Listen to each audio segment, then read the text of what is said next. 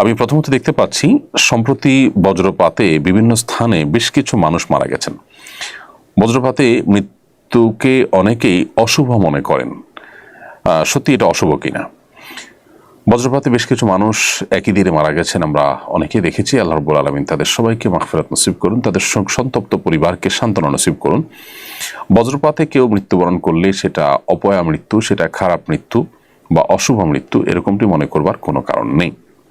এটি বেশিরভাগ ক্ষেত্রেই আমাদের কুসংস্কারচ্ছন্ন বিশ্বাস থেকেই আমরা বলে থাকি। মূলত আকস্মিক মৃত্যু, যে কোনো আকস্মিক মৃত্যু বা হঠাৎ মৃত্যু, এটাকে আমরা অনেকে খারাপ মনে করি। হঠাৎ মৃত্যু বা আকস্মিক মৃত্যু এটা ভালো বা খারাপ কোনোটি এক কথায় বলা যায় না। আসলে এটি নির্ভর করে ব্যক্তির উপরে। ব্যক্তি যদি ভালো হন, নেককার হন, তাহলে তার জন্য এই মৃত্যুটা ভালো। আর যদি বদকার হন তাহলে তার জন্য মৃত্যুটা খারাপ। কারণ এ সম্পর্কে আয়েশা রাদিয়াল্লাহু তাআলা বর্ণিত হাদিসে নবী করিম সাল্লাল্লাহু আলাইহি ওয়াসাল্লাম বলেছেন, নবী সাল্লাল্লাহু আলাইহি ওয়াসাল্লামকে আকস্মিক মৃত্যু সম্পর্কে প্রশ্ন করা হয়েছে। তিনি বলেছেন, এটা রাহাতুল লিল মুমিনি ওয়া আখদাতু আসফিন লিল ফাজিরি।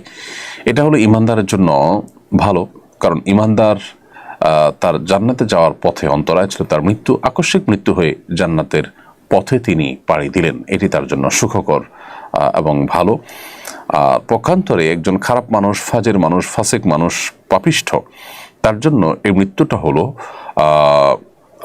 আক্ষেপের পাকড়াও। অর্থাৎ হঠাৎ করে তাকে দুনিয়াতে যেটুকু সে ভোগ করছিল সেটুকু তাকে সরিয়ে দেওয়া হলো এবং তার বদামলের কারণে, জাহান্নামী হওয়ার কারণে মৃত্যুর পরপরই সে জাহান্নামের শাস্তির মুখোমুখি হলো।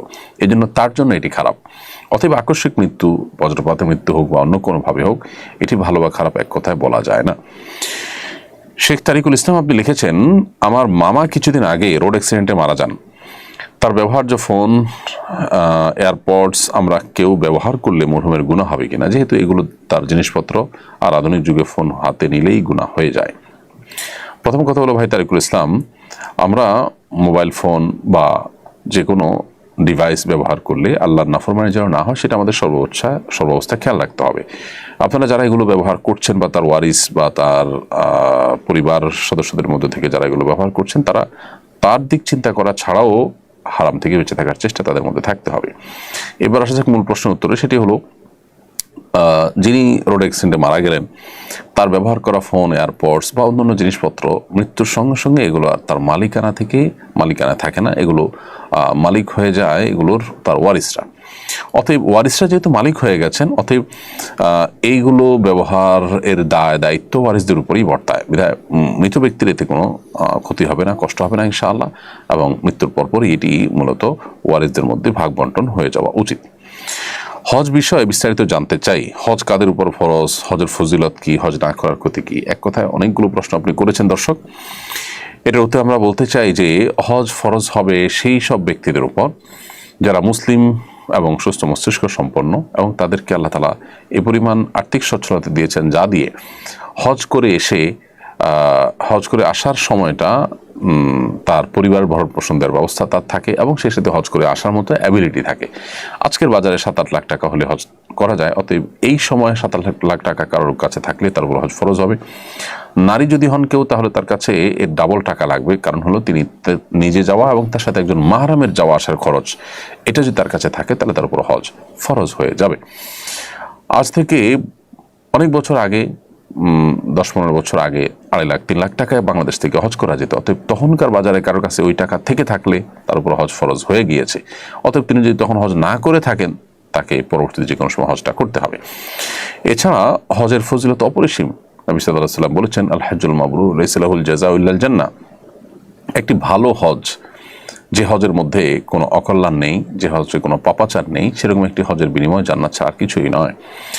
অন্য হাদিসে আসছে, নবী সাল্লাল্লাহু আলাইহি ওয়াসাল্লাম বলেছেন, মান হাজ্জা ওয়া লাম ইয়াফসুক ওয়া লাম ইয়ারফুস রাজা কা ইয়াউমি ওয়ালাদাতহু উম্মুহু। যে ব্যক্তি হজ করলো এবং হজ করে কোনো গুনাহের কাজ করলো না, পাপের কাজ করলো না, এবং কোনো নারী ঘটিত অপরাধ করলো না, সে ব্যক্তি হজ করে ফিরে আসেন সদ্য ভূমিষ্ঠ হওয়া নবজাতক শিশুর মতো নিষ্পাপত্ব নিয়ে। আর যদি কেউ হজ এর সামর্থ্য রাখেন, এরপর হজ না করেন, নবী সাল্লাল্লাহু আলাইহি ওয়াসাল্লাম তার ব্যাপারে সতর্ক করেছেন যে সে ইহুদি হয়ে কিংবা খ্রিস্টান হয়ে মরুক, তারপরে তার কোনো দায় দায়িত্ব নেই। একজন বিবাহিত ব্যক্তি প্রবাসে এসে শয়তানের ধোঁকায় পড়ে জেনায় লিপ্ত হয়েছে। এখন সে নিজেকে কিভাবে পরিশুদ্ধ করবে? দেশে গিয়ে স্ত্রীর সঙ্গে স্বাভাবিক জীবন যাপন করতে পারবে কিনা, নাকি কোনো বিধিনিষেধ আছে? কেউ যদি প্রবাসে গিয়ে শয়তানের ধোঁকায় পড়ে কোনো প্রকার জেনায় লিপ্ত হয়ে যান, তিনি তওবা নাসুহা করবেন, তার কৃতকর্মের জন্য নিজেকে ভৎসনা করবেন, আত্মশাসন করবেন, তওবা নাসুহা করবেন এবং আল্লাহর কাছে মাপ চেয়ে নিজের পাপ মোচন করার চেষ্টা করবেন। কিন্তু তার এই অপরাধ কর্মের কারণে তার স্ত্রীর সাথে সম্পর্কে কোনো ছেদ পড়বে না বা সেখানে কোনো প্রকার সমস্যা তৈরি হবে না, বিধায় তিনি তার স্ত্রীর সাথে স্বাভাবিক জীবন যাপন করতে পারবেন। এরপরে প্রশ্ন হলো, জাতিসংঘ মহাসচিব আন্তোনিও গুতেরেস ঢাকায় জাতিসংঘের আবাসিক কার্যালয়ের নতুন অফিসের আনুষ্ঠানিক উদ্বোধন করেছেন। বিষয়টাকে কিভাবে দেখছেন? দেখুন, বিশ্বের বিভিন্ন জায়গায় জাতিসংঘের আবাসিক কার্যালয় যে সমস্ত জায়গা হয়েছে, সে সমস্ত জায়গায় স্থানীয় মূল্যবোধ বিরোধী কাজ করার অভিযোগ আছে, আর এই জন্য ওলামায়ে কেরাম শুরু থেকে এটা বিরোধিতা করে আসছেন। এমনকি স্থায়ী আপনার মানবাধিকার অফিস এখানে প্রতিষ্ঠা করারও চিন্তা ভাবনা করছে তারা, আমরা এরকম কথা শুনতে পেয়েছি। তো এই বিষয়গুলোতে জাতির কাণ্ডারি যারা, তাদের দায়িত্বশীল আচরণ করা দরকার এবং দূরদর্শী পদক্ষেপ তাদের ফেলা দরকার। জাতিসংঘের সঙ্গে অনেক স্বার্থ সংশ্লিষ্ট বিষয় আমাদের যেমন আছে, সেই সাথে আমাদের স্থানীয় মূল্যবোধ এবং আমাদের এদেশে মানুষের কৃষ্টি কালচার এবং তাদের বিশ্বাস, এগুলোর পরিপন্থী কোনো কাজ হওয়ার পথ যেন সুগম না হয়, সেটা সংশ্লিষ্ট মহলের দেখা কিন্তু কর্তব্যের মধ্যে পড়ে। আমরা যদি সময়ের ভাবনা সময়ে করতে না পারি, তাহলে এক সময় হয়তো আমাদেরকে আফসোস করতে হবে, আক্ষেপ করতে হবে। এই জায়গা থেকে আমার মনে হয় যে এই সমস্ত ডিসিশনগুলোর আগে জনগণের সাথে, বিশেষ করে সর্বস্তরের মানুষের সাথে আমাদের প্রচুর পরিমাণ বোঝাপড়া এবং আলাপ আলোচনা হওয়া উচিত। এরপরে প্রশ্ন হলো, ব্যাংকক থেকে বলছি, এখানকার ইমামরা সুন্নত পালনে গড়িমসি করেন, দাড়ি যথাযথভাবে রাখেন না, টাকনুর নিচে প্যান্ট পরেন, এমন ইমামের পেছনে নামাজ পড়া যাবে কিনা? এর উত্তর হলো যে ইমাম সাহেবরা যাদের পেছনে আপনারা নামাজ পড়েন, তারা যদি গড়িমসি করেন, সুন্নত পালনে যথাযথ দায়িত্বশীল না হন, বিশেষ করে দাড়ি মুন্ডন করেন বা ছোট করেন, টাকনুর নিচে প্যান্ট পরেন, তাহলে তো সুন্নত নয়, হারামে তারা লিপ্ত, শুধু সুন্নত রকি নয়। এরকম পিছনে নামাজ পড়লে নামাজ হয়ে যাবে, কিন্তু আপনার আশেপাশে যদি কোনো মুত্তাকি ইমাম পান, যিনি এ সমস্ত ফাসিকি এবং এ সমস্ত গুনাহে লিপ্ত নন, সেই ইমামের পিছনে আপনি নামাজ পড়বেন যদি সেই সুযোগটা থাকে। না থাকলে যিনি আছেন তার পিছনে আপনি নামাজ পড়বেন। কারণ হলো, আমাদের দেশে অনেকে আছেন যারা মনে করেন যে ইমাম ফাসেক হলে তাহলে আমরা একা একা বাসায় পড়বো। আসলে একা একা বাসায় নামাজ পড়ার কোনো সুযোগ নাই, যদি ইমাম আল্লাহ না করুন ফাসিক হন, খারাপ মানুষ হন, তারপর আপনাকে তার পেছনেই নামাজ আদায় করতে হবে জামাতের স্বার্থে। যদি আপনি এটাকে আপনার জন্য যদি বিকল্প কোনো পথ আপনার জন্য যদি না থাকে সেক্ষেত্রে। এরপরে প্রশ্ন করেছেন একজন, বর্তমানে সৌদি সরকার নির্দিষ্ট শর্ত সাপেক্ষে মহিলাদের মাহরাম ছাড়া হজ করার অনুমতি দিয়েছে। এই অনুমতি গ্রহণ করে মাহরাম ছাড়া হজ করা যাবে কি না? দেখুন, প্রথম কথা হলো যে মাহরাম ছাড়া মেয়েরা হজে যাবেন না, এ ব্যাপারে পরিষ্কার হাদিস রয়েছে। নবী করিম সাল্লাল্লাহু আলাইহি ওয়াসাল্লাম বলেছেন, লা তুসাফিরুল মারআতু ইল্লা মা যি মাহরিম, কোনো নারী সফর করবেন না মাহরাম ছাড়া। এটা হলো তখন যখন কারোর হজ করতে হলে সফরের দূরত্ব ক্রস করে যেতে হয়। যিনি হজের এলাকাতেই আছেন, তিনি যদি একা একা হজ করে ফেলেন, তার হজ হয়ে যাবে, কারণ সফরের দূরত্ব নয়। আর যারা সফরের দূরত্ব থেকে আসবেন, তারা মাহরাম সাথে নিয়ে আসবেন, এটাই হলো সংখ্যাগরিষ্ঠ ইমামদের ফতোয়া।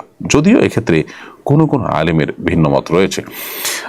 সমকালীন ওলামাদের মধ্যে থেকে অনেক নির্ভরযোগ্য আলেম, অনেক ঠিক না, কোনো কোনো নির্ভরযোগ্য আলেম তারা বলেছেন যে যদি অন্যান্য নারীদের সাথে যান এবং সেই সমস্ত নারীরা তার বিপদে আপদে তার পাশে দাঁড়াবেন, এরকম স্কোপ থাকে, তাহলে সেক্ষেত্রে তাদের সাথে গেলেও হজ আদায় হয়ে যাবে। তো এরকম শক্তিশালী মত কিন্তু রয়েছে। এরপরের প্রশ্ন হলো, হজ কত প্রকার ও কি কি?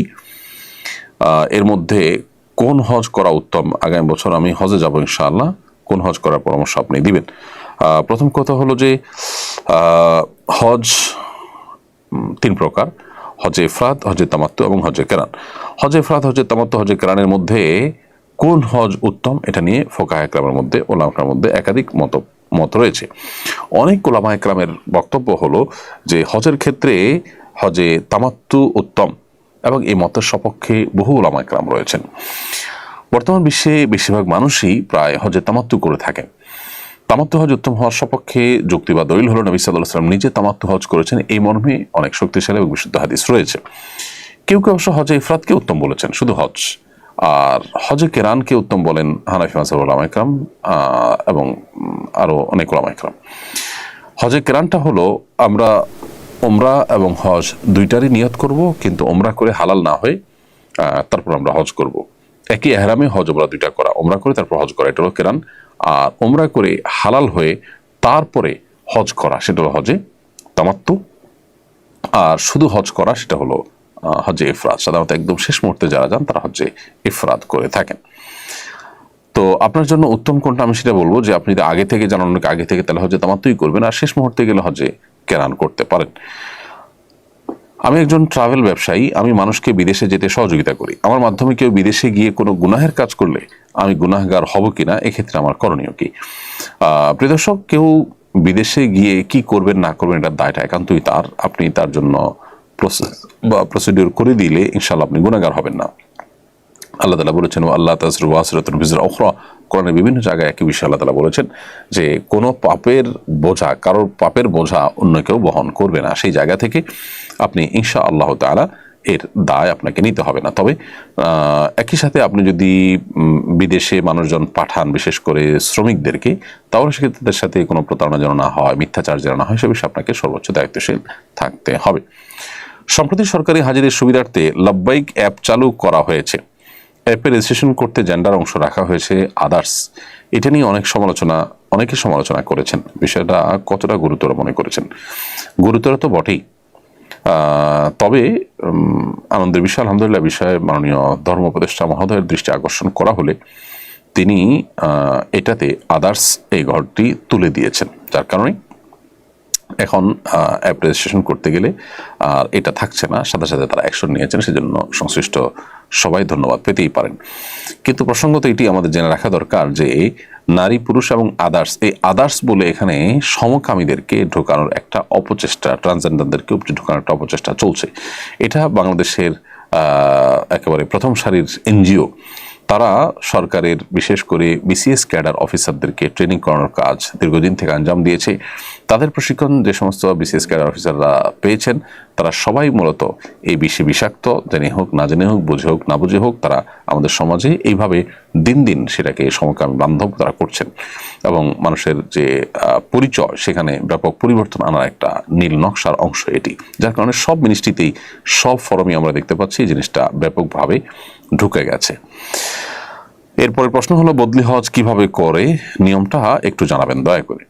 বদলি হজের নিয়ম হলো নিজের হজ আগে করতে হবে অন্য কোনো বছরে, এরপরে আপনি বদলি হজ করতে পারেন। যার তরফ থেকে বদলি হজ করবেন তাকে আপনি তার তরফ থেকে আপনি নিয়তটা করবেন। অর্থাৎ যখন আপনি এহরাম পরে নিয়ত করতেছেন আল্লাহ আমি তামাত্তু হজের জন্য হাজিরা দিলাম লব্বাইক, তখন আপনি নিয়ত করবেন আল্লাহ আমি অমুকের ছেলে অমুক বা অমুকের তরফ থেকে আপনার কাছে হজের জন্য হাজিরা দিচ্ছি। এরপর লব্বাইক আল্লাহুম্মা লব্বাইক পড়া শুরু করবেন, তার পক্ষ থেকে নিয়ত করে স্টার্ট করবেন। এরপরে পুরো হজের অন্য সব কার্যক্রমগুলো আপনি একা হজ করলে যা যা করতেন এখানেও তা করবেন। দোয়ার জায়গাগুলোতে তার জন্য বিশেষভাবে দোয়া করবেন, নিজের জন্য আপনি দোয়া করতে পারবেন। এ হলো হজ্জে বদল বা বদলি হজের নিয়ম। আলাদা কোনো প্রসেস নেই যে বদলি হজে আলাদা কোনো কাজ করতে হবে, শুধুমাত্র নিয়তের সময় তার নিয়তটাকে ইনক্লুড করা ছাড়া। এছাড়া আমাদের অনেকে আছেন যারা বদলি হজ করেন আবার পারিশ্রমিক নেন। এ ব্যাপারে হাম্বলি মাযহাব উলামা ইকরাম যদিও পারিশ্রমিক নেওয়া জায়েজ বলেছেন, কিন্তু হানাফি মাযহাব উলামা ইকরাম এটাকে কড়াভাবে নিষেধ করেন এবং এই মতটা অধিকতর যুক্তিযুক্ত। যার কারণে বদলি হজ করে আপনি বিনিময় নিলেন, যার বদলি হজ করলেন তার কাছ থেকে, তার ওয়ারিসদের কাছ থেকে, এটা কিন্তু জায়েজ হবে না। তাওহিদুল ইসলাম আপনি লিখেছেন পরীক্ষায় ভালো ফলাফল করার জন্য কোনো দোয়া আছে কিনা।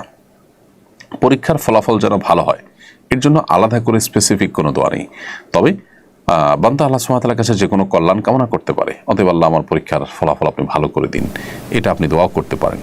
সেই সাথে আল্লাহর ফয়সালাকে মেনে নেওয়ার মতো ঈমানের শক্তি আমাদের থাকতে হবে। আল্লাহ আমাদের সেই তৌফিক দান করুন। আবাসিক ব্যবসা হালাল নাকি হারাম? অজ্ঞাত সারে কোনো গুনাহের কাজ হলে হোটেল মালিক দায়ী হবে কিনা?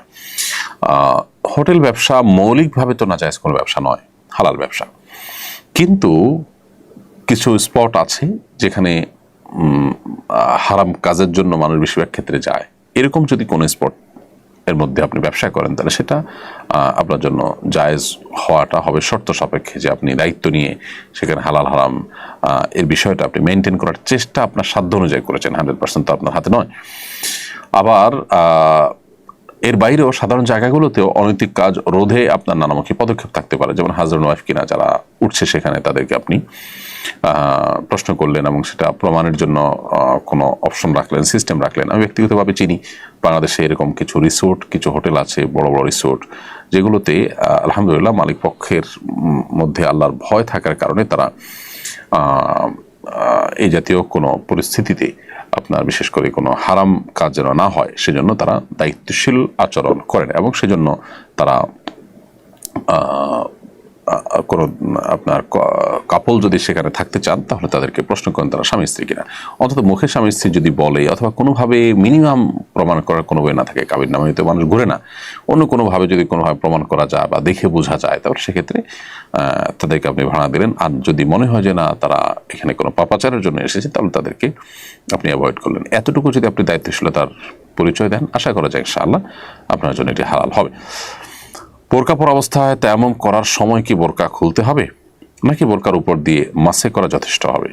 বোরকা পরা অবস্থায় তায়াম্মুম করার সময় আপনাকে বোরকা যতটুকু তায়াম্মুম করার জন্য প্রয়োজন ততটুকু খুলতে হবে, বোরকার উপর দিয়ে মাসে করলে হবে না। আর তায়াম্মুমের জায়গা তো হলো মুখ, অতএব মুখে যদি বোরকার ঢাকা থাকে তাহলে তায়াম্মুম করা যাবে না, অতএব ভেতর দিয়ে আপনাকে তায়াম্মুম করতে হবে। মুখের মাসা করার জায়গাটা হাত বোলাতে হবে সরাসরি মুখের উপরে, আবার হাতের যে জায়গাটা সেটাও বোলাতে হবে হাতের উপরে ডাইরেক্ট, অর্থাৎ বোরকার উপরে এই করলে আপনার মাসা করলে হবে না।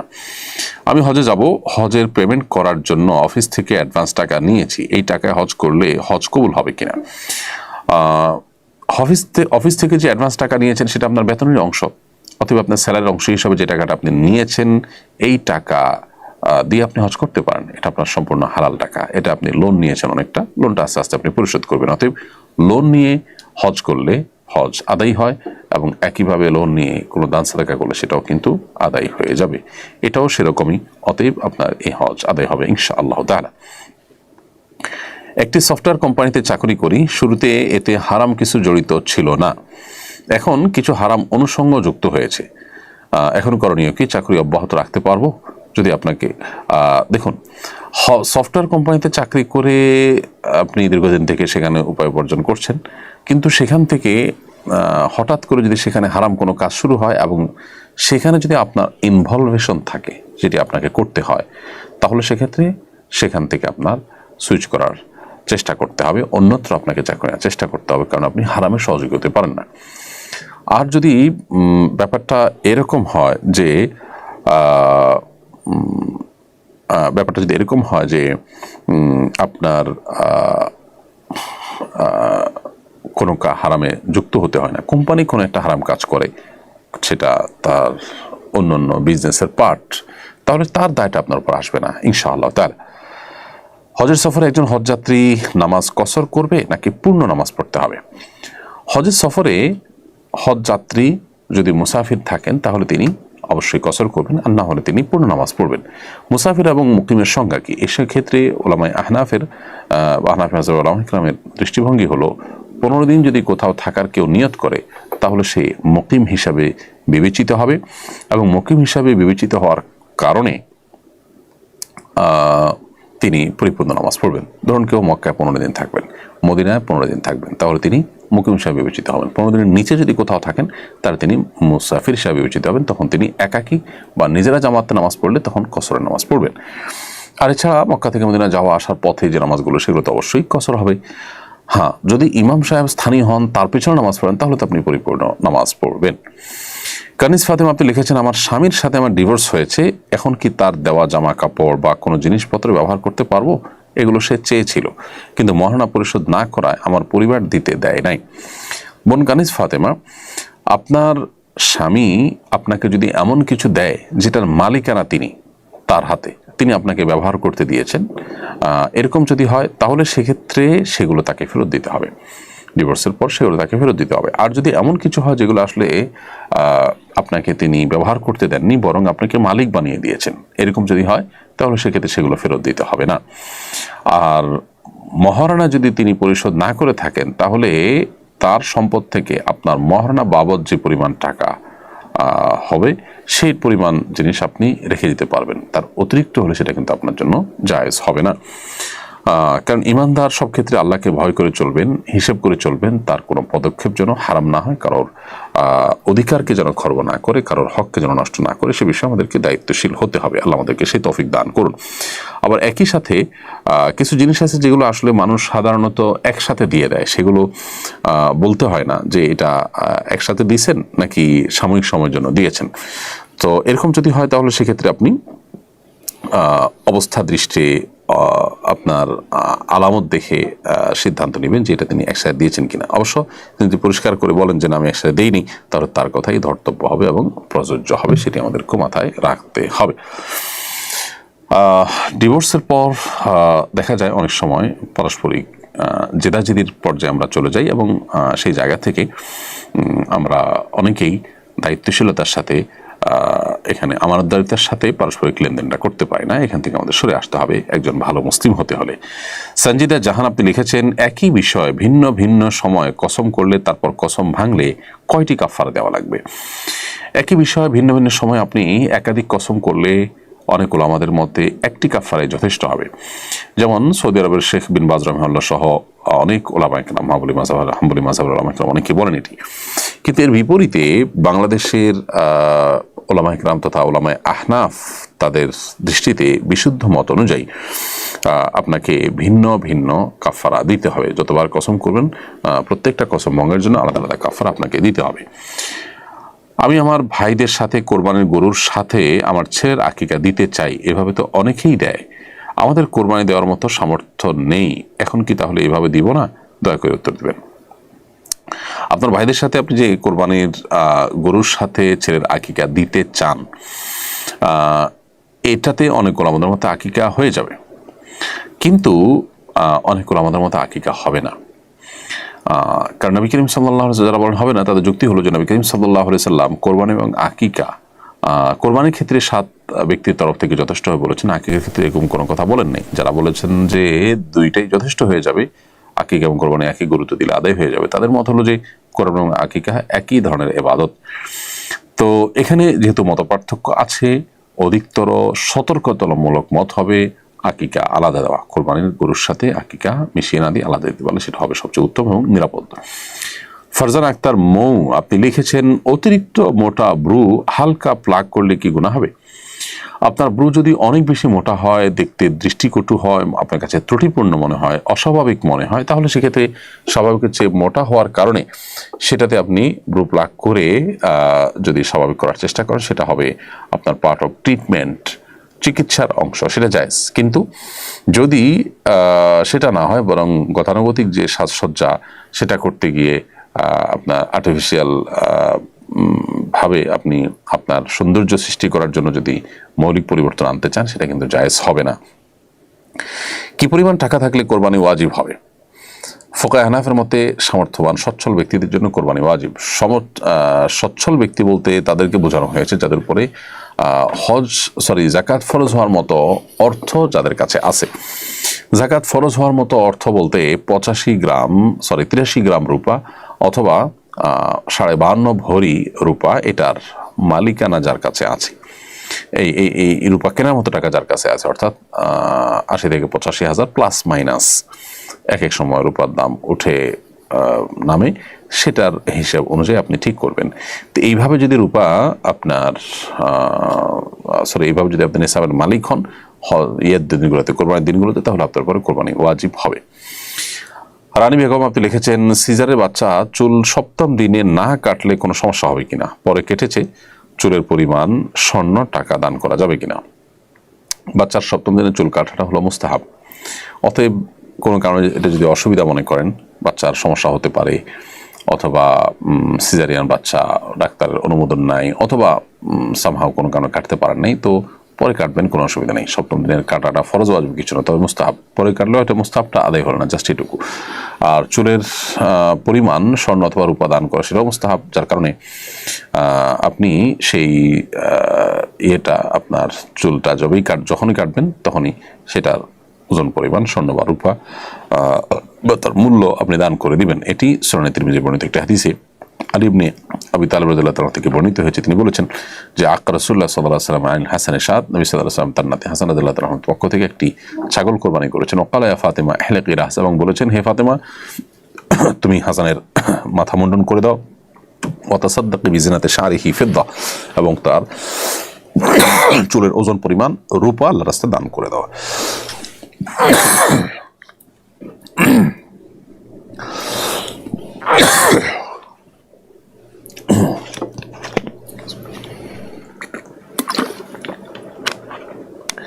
এরপর প্রশ্ন করেছেন আরশি রহমান, আপনি লিখেছেন আমার স্বামী অনেকগুলো টাকা রেখে ভুলে গেছেন, আমি সেগুলো তাকে না জানিয়ে খরচ করেছি, এখন আমি কি গুনাহগার হব? বোন আরশি রহমান, আপনার স্বামী আপনার কাছে কোনো টাকা রেখে যদি ভুলে যান, আপনার দায়িত্ব হলো তাকে স্মরণ করিয়ে দাও। তাকে স্মরণ করিয়ে না দিয়ে সে টাকা যদি আপনি খরচ করে ফেলেন তাহলে অবশ্যই আপনি গুনাহগার হবেন, কারণ কেউ আপনার কাছে কোনো টাকা রাখলে সেটি আমানত, আর আমানতের খেয়ানত করা জায়েজ নয়। নবী সাল্লাল্লাহু আলাইহি ওয়াসাল্লাম বলেছেন লা দীনা লিমান লা আমানাত লাহ, যে ব্যক্তির মধ্যে আমানতদারিতা নেই তার কিন্তু দিনদারিতা নেই। সো আপনার কর্তব্য হবে আপনার স্বামীর রেখে দেওয়া টাকাটা তাকে ফেরত দেওয়া।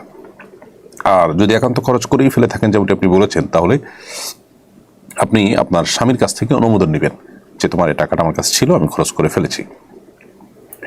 এমডি মোতালেব, আপনি লিখেছেন গেঞ্জি পরে ইমামতি করা যাবে কিনা?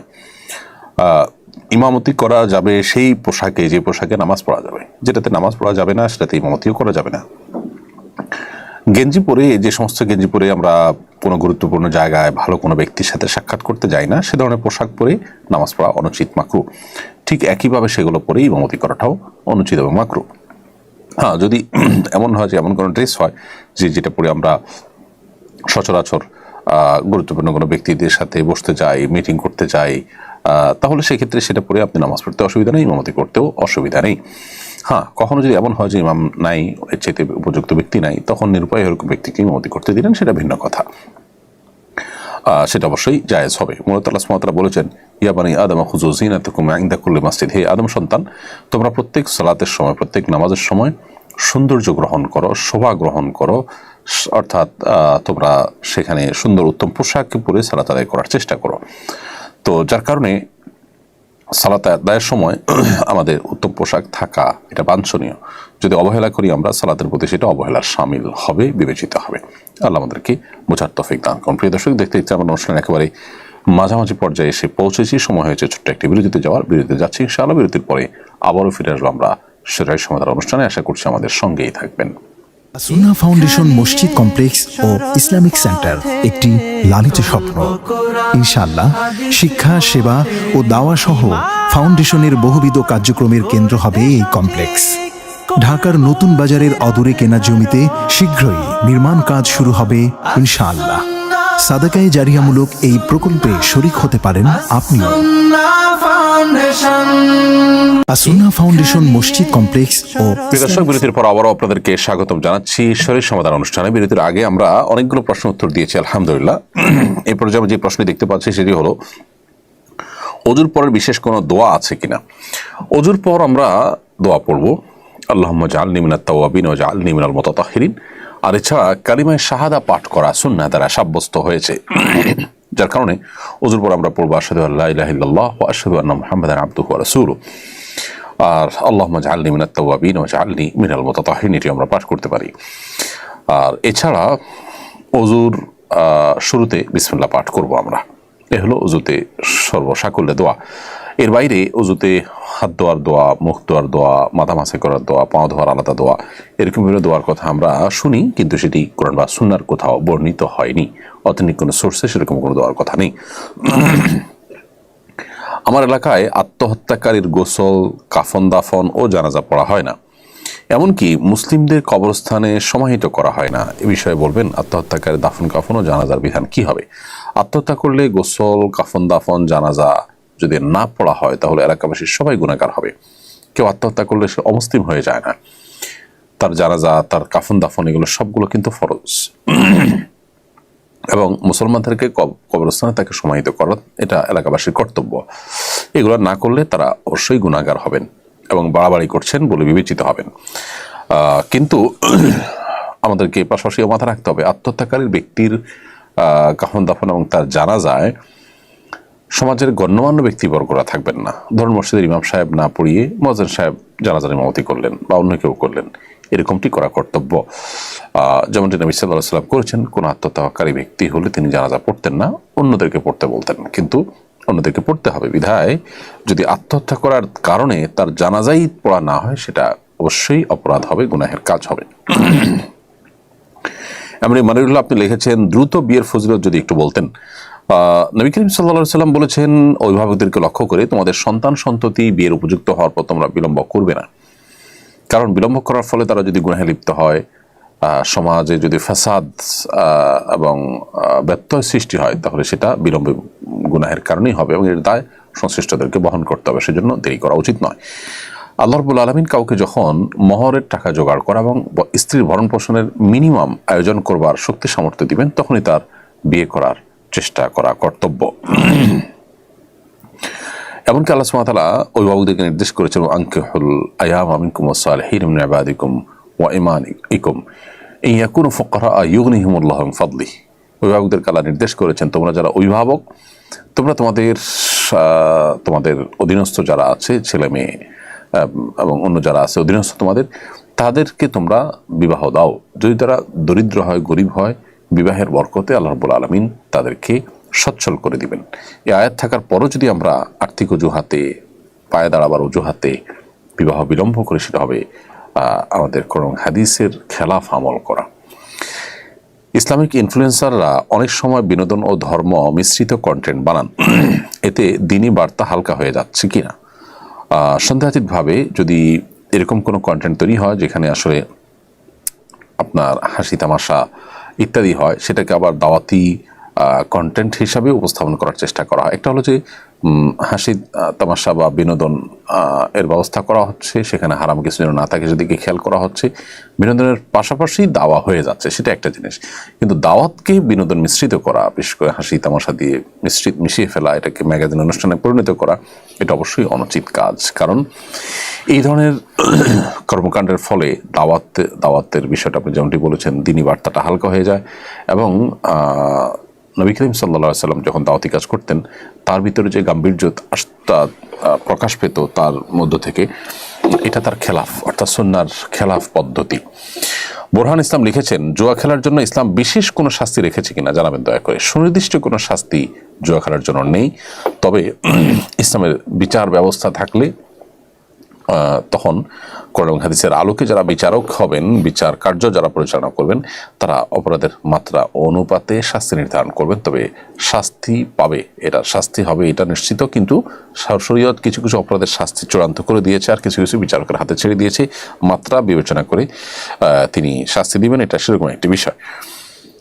তবে কোরআন কারিমে আল্লাহ তাআলা পরিষ্কারভাবে এটাকে শয়তানের কর্মকাণ্ড বলেছেন, অর্থাৎ জঘন্য গুনাহ হিসাবে উল্লেখ করা হয়েছে। আল্লাহ বলেছেন, ইন্নামাল খামরু ওয়াল মাইসিরু ওয়াল আনসাবু ওয়াল আজলামু রিজসুম মিন আমালিশ শাইতানি ফাজতানিবুহু। এখানে আল্লাহ রাব্বুল আলামিন মদ, জুয়া এসবগুলোকে শয়তানের নিকৃষ্ট কর্ম বলেছেন এবং এটা থেকে আমাদেরকে বিরত থাকার জন্য আল্লাহ তাআলা নির্দেশ করেছেন। নবীদের জীবনীকে উপন্যাস বা সিনেমায় ফুটিয়ে তোলা যাবে কিনা? নবীদের জীবন নিয়ে অনেক উপন্যাস, অনেক সিনেমা তৈরি হয়েছে। এগুলোর ফলে আম্বিয়া আলাইহিমুস সালাতু ওয়াস সালামের যে ব্যক্তিত্ব, তাদের মর্যাদা, সেটা কোনো কোনো ক্ষেত্রে হানি হওয়ার আশঙ্কা থাকে। তাদের ক্যারেক্টারে, তাদের চরিত্রে অনেক অভিনয় করেন। নবী সাল্লাল্লাহু আলাইহি সাল্লাম বা আম্বিয়া আলাইহিস সালাতু ওয়াস সালাম যে পুত পবিত্র, কোনো মানুষ যখন তার চরিত্রে অভিনয় করে, এই একই মানুষ আবার হয়তো কোনো পাপাচার লিপ্ত হবে এবং তার নেগেটিভ অনেক দিক থাকবে, তখন আসলে নবীদের সম্পর্কে মানুষের নেগেটিভ ধারণা তৈরি না হলেও নবীদের প্রতি অসম্মান হয় কিছুটা। এছাড়া এ সমস্ত সিনেমাতে নারী পুরুষের সংমিশ্রণ এবং সিনেমার যে চরিত্র সেটা পরিপূর্ণভাবে ফোটাতে গিয়ে সেখানে নানান হারাম বিষয় চলে আসে। তো সেই কারণে এই ধরনের বিষয় থেকে আমাদের যথাসম্ভব বিরত থাকা উচিত, বর্জন করা উচিত। এবং এগুলাতে সন্দেহাতীতভাবে বেশ কিছু উপকারিতা আছে। এই সমস্ত স্টোরি থেকে মানুষ ভালো কিছু জানে, খারাপ জিনিসের পরিবর্তে হয়তো এগুলো কেউ দেখে, কিন্তু এর ক্ষতিকর দিকটাও দিনের আলো মতো পরিষ্কার। বিশেষ করে প্র্যাকটিসিং মানুষজন এগুলোর হাত ধরে অনেকে টেলিভিশন এবং বিভিন্ন ডিভাইসে হারাম জিনিসগুলো, হারাম ভিডিওগুলো, হারাম কন্টেন্টগুলো তারা দেখতে অভ্যস্ত হয়ে পড়েন, যেটা এর সাইড এফেক্ট এবং খারাপ দিকও বটে। আবার পাশাপাশি এখানে সিনেমার প্রয়োজনে নানা চটকদার গল্প সেখানে বাড়িয়ে লিখতে হয়, কমিয়ে লিখতে হয়, যেগুলা নবী রাসূলদের সম্পর্কে মিথ্যাচারে শামিল হয় কোনো কোনো ক্ষেত্রে। এই জন্য এক্ষেত্রে দায়িত্বশীল আচরণ আমাদের করা দরকার। মেহবুবা মিটি আইডি থেকে আপনি লিখেছেন, মেহবুবা মিতি আইডি থেকে আপনি লিখেছেন, দান করার উদ্দেশ্যে কিছু টাকা জমিয়েছিলাম, এখন সেগুলো দিয়ে ওমরা করতে চাই, করা যাবে কিনা? আপনি নিয়ত করেছেন, জাস্ট নিয়ত যে এটা আমি দান করব, এরপর আপনি নিয়ত পরিবর্তন করছেন। যতক্ষণ পর্যন্ত গরিবকে বুঝাই দেন না এই টাকাটা, ততক্ষণ পর্যন্ত আপনি নিয়ত পরিবর্তন করতে পারেন, চাইলে এখন এটা দিয়ে আপনি ওমরা করতে পারবেন।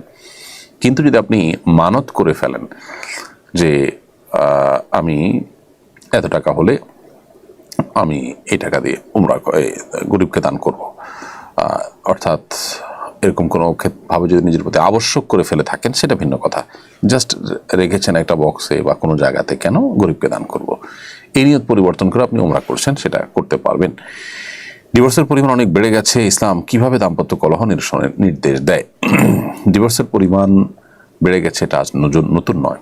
আমাদের সমাজে পরিবার ব্যবস্থাপনাকে ভাঙার জন্য ফেমিনিস্টরা নানা ধরনের ষড়যন্ত্রের জাল তারা আঁটছে, এবং পৃথিবীর উন্নত দেশগুলোতে পরিবার ব্যবস্থাপনা মুখ থুবড়ে পড়ে গেছে অনেক আগেই। আমাদের পরিবার ব্যবস্থাপনা এখন মুখ থুবড়ে পড়ার উপক্রম। এর অন্যতম কারণ হলো ইসলামী যে আপনার পারিবারিক জীবন ব্যবস্থা, সেটা থেকে আমরা দূরে সরে যাচ্ছি, এবং নানাভাবে আমাদের উপরে আপনার ইসলাম বিরোধী নানান ধ্যান ধারণা এটাকে চাপিয়ে দেওয়া হচ্ছে, এবং ইসলামী পরিবার ব্যবস্থাপনাকে ভেঙে ফেলার ষড়যন্ত্র করা হচ্ছে। দাম্পত্য জীবনকে, বৈবাহিক জীবনকে কঠিন করে তোলা হচ্ছে, জটিল করে তোলা হচ্ছে, আর বিবাহ বহির্ভূত সম্পর্কগুলোকে সহজ করে তোলা হচ্ছে। এর জন্য আমরা সাফার করছি এই ডিভোর্সের পরিমাণ এবং আপনার পরিবারগুলো ভেঙে যাওয়ার প্রবণতা বেড়ে যাওয়ার মাধ্যমে। অতএব এইটার জন্য আমাদেরকে সতর্ক হতে হবে, দায়িত্বশীল হতে হবে। দাম্পত্য কলহ নিরসনের জন্য ইসলাম আমাদেরকে